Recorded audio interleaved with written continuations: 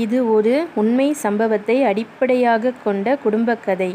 தமிழ்நாட்டில் ஒரு சிறிய கிராமத்தில் லட்சுமி என்ற தாய் தனது 2 குழந்தைகளுடன் வாழ்ந்து வந்தார். அவரது கணவர் தினக்கூலி வேலை செய்து குடும்பத்தை நடத்தி வந்தார். ஒரு நாள் திடீரென அவரது கணவர் உடல்நலக்குறைவால் வேலைக்கு செல்ல முடியாமல் போனார். குடும்ப வருமானம் முற்றிலும் நின்றுவிட்டது.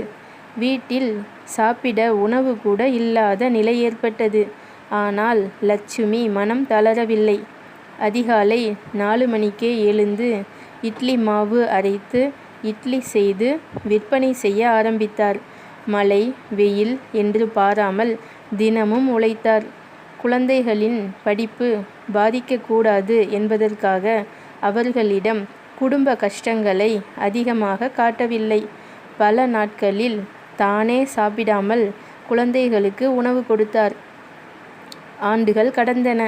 அவரது மூத்த மகன் கடுமையாக படித்து அரசு பொறியாளராக வேலை பெற்றார். இளைய மகளும் ஆசிரியையாக ஆனார். ஒரு நாள் மகன் தனது முதல் சம்பளத்தில் ஒரு பட்டுப்புடவை வாங்கி அம்மாவிடம் கொடுத்தான். அதை பார்த்த லட்சுமியின் கண்களில் கண்ணீர் வழிந்தது.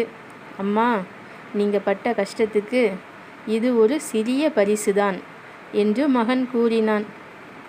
அப்போது லட்சுமி சொன்னார், நான் பட்ட கஷ்டமெல்லாம் மறந்துடுச்சு.